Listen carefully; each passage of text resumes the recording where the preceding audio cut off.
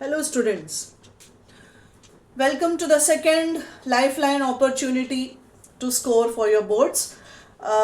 Previous lecture में आपने देखा है कि मैंने सभी डिफाइन या व्हाट इज के फॉर्म में जो क्वेश्चंस पूछता है वो डिस्कस किया था. अब ये हमारा सेकेंड लाइफलाइन वीडियो है जिसमें हमें एप्लीकेशंस और क्लासिफिकेशन और डिफरेंसेस इनमें से क्या क्या करना है वो देखना है. करेक्ट. सो एप्लीकेशंस में से सबसे पहले ये देखो, एज यूजुअल जैसे लास्ट वीडियो में ये चैप्टर नंबर्स हैं जो कि ऑरेंज में लिखे हुए हैं और ये ग्रीन में ईयर्स हैं जिनमें ये सब पूछा है.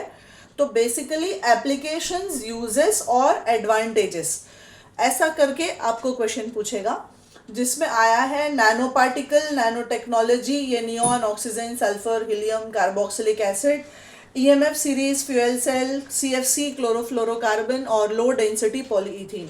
ये आप देख सकते हो 2020 से लेके 25 जुलाई तक. मैंने जुलाई और मार्च स्पेसिफाई नहीं किया है, बस ईयर लिख दिया है. तो उनमें ये क्वेश्चंस को पूछा गया है. Now if you see down children, मैंने इन शॉर्ट इन सबका यूजेस लिखा है क्योंकि आपको रिफ़र करके ढूंढ के लिखने में और थोड़ा टाइम ज़्यादा लग जाएगा जो कि आपके पास अभी स्कैर्स है. राइट. तो क्विकली यदि मुझे पढ़ना है, nano particle and nano technology साथ में दिया हुआ है. करेक्ट. उसका एडी मतलब एडवांटेज लिखा है मैंने कि इलेक्ट्रॉनिक एंड कंप्यूटिंग और मेडिकल फील्ड में यूज़ होता है ये. करेक्ट.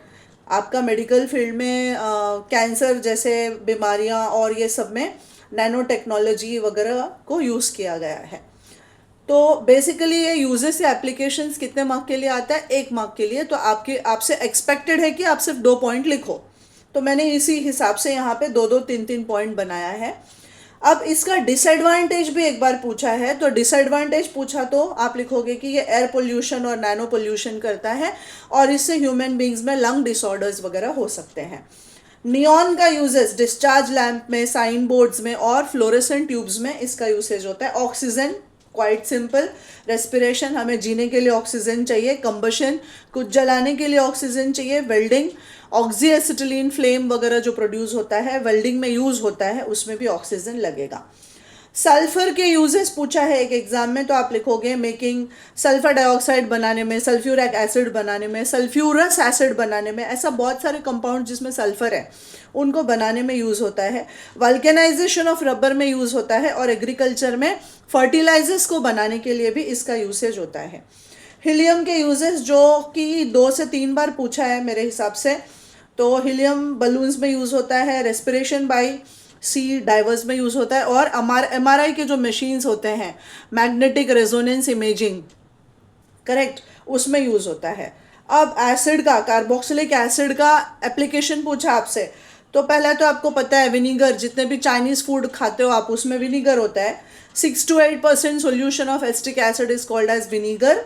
ये एप्लीकेशन लिख सकते हो आप. और दूसरा हम क्या लिखेंगे, बहुत सारे एसिड्स के डेरिवेटिव्स हैं, उन सबको बनाने के लिए ये यूज़ होता है. जैसे ester, acid chloride, acid amide और एसिड एनहाइड्राइड, ये सब कंपाउंड हम कार्बोक्सिलिक एसिड को यूज़ करके बना सकते हैं. मोस्टली बच्चे लोग आपको ऑर्गेनिक कंपाउंड से कोई भी मॉलिक्यूल दे दिया, राइट, कोई भी ऑर्गेनिक कंपाउंड दे दिया. जैसे मेरे पास पॉसिबिलिटीज़ क्या है, हम चैप्टर वाइज भी यदि देखें, है ना, जितने भी हमारे पास चैप्टर्स अवेलेबल हैं उस सीक्वेंस में भी यदि हम देखें तो पॉसिबल क्वेश्चंस हमें क्या पूछ सकता है, मिथेनॉल के यूजेस क्या हैं बताओ. करेक्ट. और इथेनॉल के यूजेस क्या हैं ये भी बताओ. या फिर ईथर के यूजेस पूछ लिया आपसे, राइट.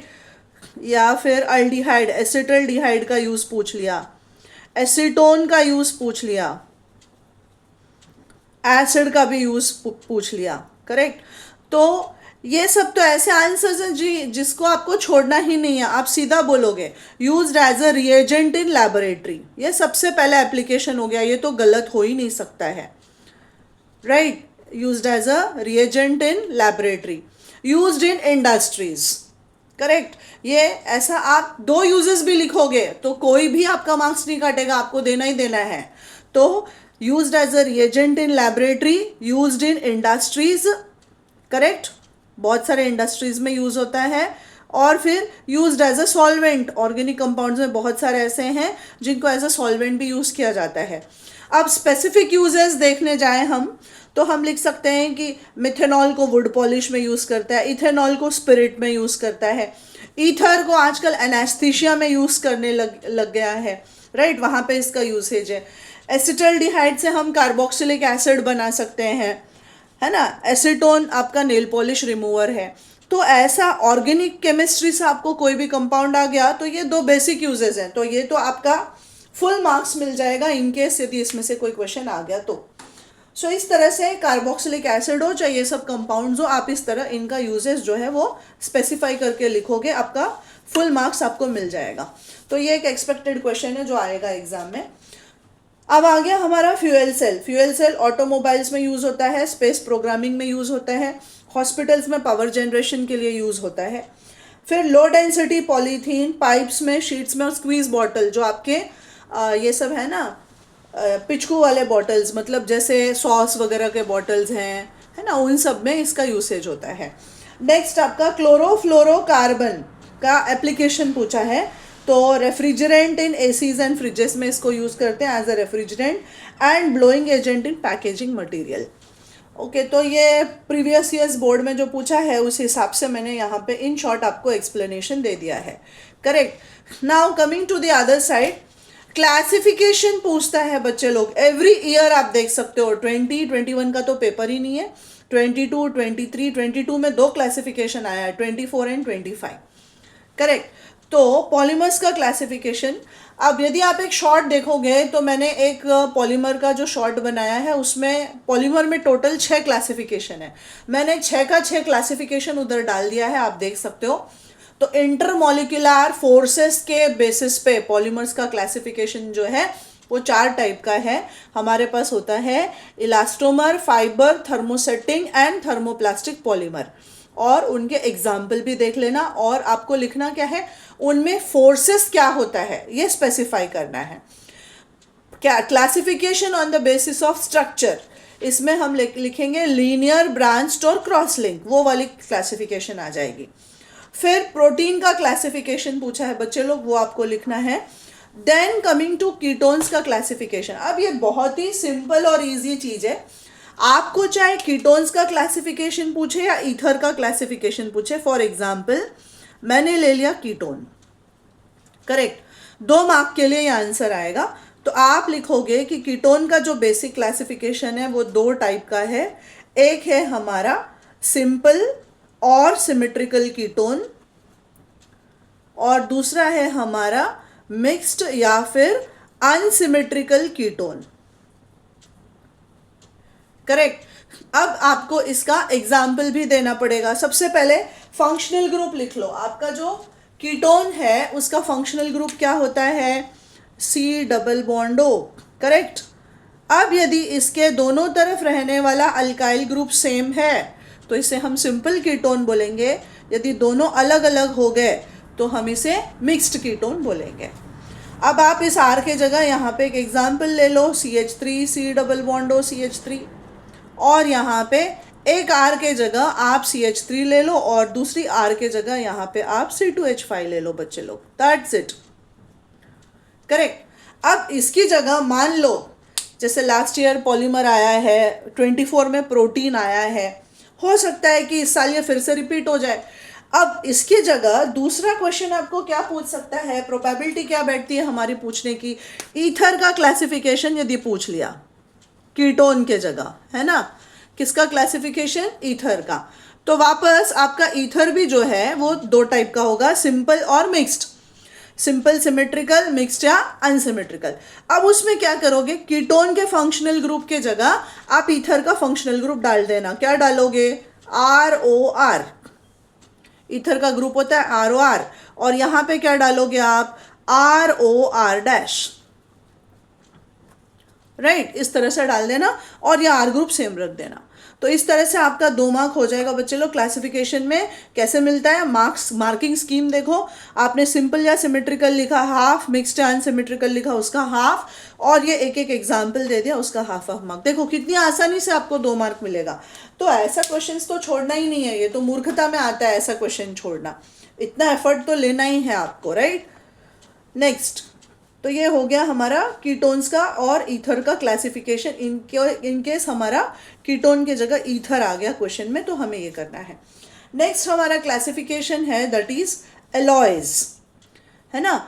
एलॉयज जो है वो दो तरह के होंगे, एक होता है फेरस और दूसरा होता है नॉन फेरस, बराबर। फेरस एलॉयज वो होंगे जिनमें डी ब्लॉक आयरन की मात्रा ज़्यादा होगी रादर देन कोई डी ब्लॉक एलिमेंट, ओके। और नॉन फेरस एलॉयज वो होंगे जिसमें आयरन को छोड़ के दूसरे डी ब्लॉक एलिमेंट्स की मात्रा ज़्यादा होगी। तो आपको शब्द खुद ही अपना अर्थ बता रहा है और उन दोनों का एक एक एग्जाम्पल लिख देना है आपको।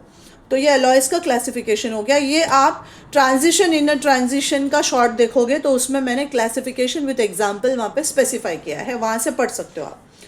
टाइप्स ऑफ सॉलिड्स, ये हमारा सॉलिड स्टेट का क्वेश्चन है। सॉलिड्स जो हैं वो बेसिकली 4 तरह के होते हैं, आयनिक सॉलिड, मॉलिक्यूलर सॉलिड और मेरा मेटालिक सॉलिड, और एक टाइप का सॉलिड है आयनिक, मॉलिक्यूलर, मेटालिक और एक कोवलेंट सॉलिड है, ठीक है। तो ये जो चारों टाइप के सॉलिड्स हैं वो सॉलिड्स को देखो और उनके एग्जाम्पल्स देख के रखो, क्योंकि एक साल में क्वेश्चन कैसे आया था कि 4-5 सॉलिड्स दिया था और पूछा था कि इसको क्लासिफाई करो कि कौन सा टाइप ऑफ सॉलिड है ये। तो इसलिए आपका एग्जाम्पल पढ़ना भी बहुत ज़रूरी है। जैसे NaCl दे दिया, वो आयनिक सॉलिड है, और P4 और एसाइड मॉलिक्यूल दे दिया, फॉस्फोरस टेट्राएटमिक होता है ना, P4 जैसा एग्जिस्ट करता है, सल्फर एसिड जैसा एग्जिस्ट करता है। तो आप ये सब मॉलिक्यूलर सॉलिड्स के कैटेगरी में डाल दोगे, क्लियर। तो उस तरह से बच्चे लोग आपको पूरे क्लासिफिकेशंस पढ़ने हैं। अब नेक्स्ट क्वेश्चन जो है मेरा वो डिफरेंसेस है। डिफरेंस जो है फिर से 2 मार्क के लिए आएगा। 2 मार्क के लिए आया मतलब आपको 4 पॉइंट एकदम करेक्ट लिखना है जिसमें दोनों तरफ करेक्ट होना चाहिए। अब सबसे पहला डिफरेंस जो कि 2020, 24 और 25 में पूछा है वो है distinguish between molecularity and order of reaction. ये सबसे पहला क्वेश्चन है, इसका 4 पॉइंट आपको लिखना रहेगा। फिर दूसरा क्वेश्चन है हमारा जो कि चैप्टर 8 का है, distinguish between lanthanide and actinide. फिर अभी अभी मैंने डिस्कस किया सॉलिड स्टेट में आयनिक और कोवलेंट सॉलिड्स के बीच में आपको डिस्टिंग्विश करना है, ये भी जुलाई 24 में पूछा है। और हमारा लास्ट एक और डिफरेंस है जो कि यही डिफरेंसेस है जो हमारा पिछला 4-5 साल में रिपीट हो रहा है, difference between amorphous and crystalline solids. तो ये भी आपके टेक्स्ट बुक में चैप्टर नंबर 1 पे, यहाँ पे मैंने चैप्टर्स मेंशन किया है और राइट साइड में ईयर्स लिखे हुए हैं कि कौन से साल में इनको पूछा गया है। तो चिल्ड्रेन, ये सब जो कंफर्म क्वेश्चंस हैं हमारे, जैसे कल का वीडियो में आपने देखा मैंने दिया है डिफाइन या व्हाट इज टाइप के क्वेश्चंस, तो वो आपको 6 से 7 मार्क देंगे। एप्लीकेशंस आपका 8वां मार्क हो गया, एक ग्लांस में पढ़ो आपको बाय हार्ट हो जाएगा। फिर क्लासिफिकेशन आएगा 2 मार्क के लिए और ये आएगा 2 मार्क के लिए, तो हो गया 7, 8, 9, 10, 11, 12, 70 में से आपका 12 मार्क ऐसे ही कंफर्म हो जाएगा यदि आप एटलीस्ट इतनी सारी चीज़ें अच्छे से करके जाओगे, right. So please keep waiting for the next lecture. उस लेक्चर में हम कंफर्म न्यूमेरिकल और ड्रॉ द स्ट्रक्चर आता है वो देखेंगे।